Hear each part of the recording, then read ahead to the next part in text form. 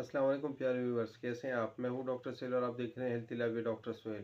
प्यारे व्यूवर्स, आज फिर एक नई मालूमाती वीडियो के साथ आपकी खिदमत में हाजिर हुए हैं।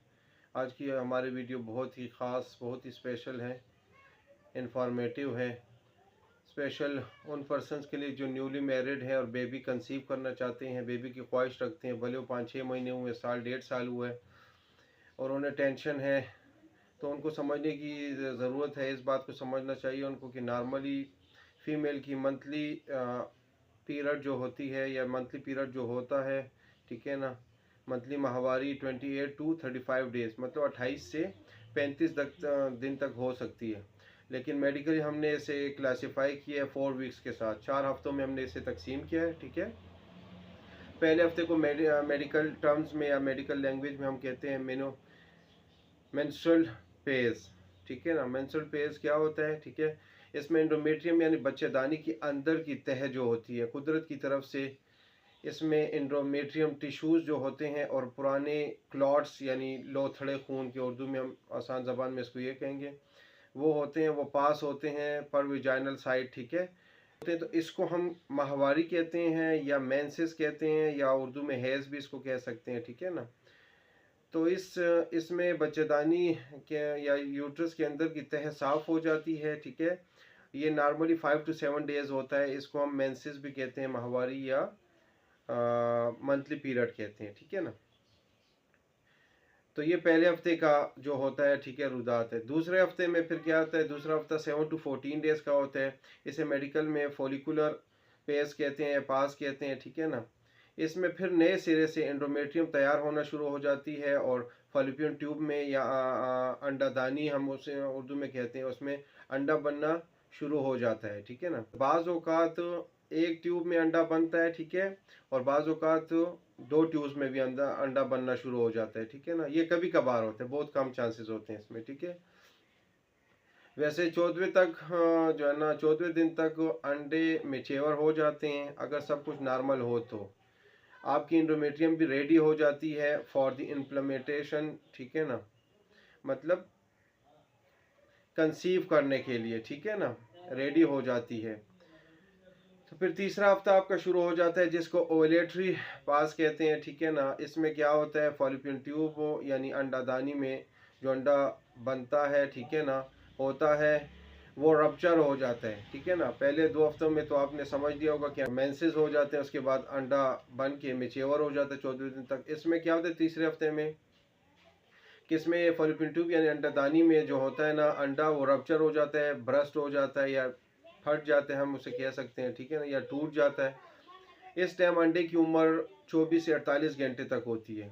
अगर इस टाइम या इस वक्त में फीमेल जेनिटल ट्रैक में, मतलब बच्चादानी में मर्दाना जरासीम या स्पर्म्स मौजूद हों तो एक यानी अंडा फर्टिलाइज हो जाता है, ठीक है ना। तो एक और स्पर्म के मिलाप से छोटा जायकोट, छोटी शक्ल में जायकोट बन जाता है, ठीक है। जब वो छोटी शक्ल इख्तियार कर लेता है तो फिर जायकोट या एक जो होता है, ठीक है, वो अंडादानी यानी फॉलिपियन ट्यूब से होकर बच्चादानी तक पहुंच जाते हैं। ये तीसरे हफ्ते की रोदात है, ठीक है ना।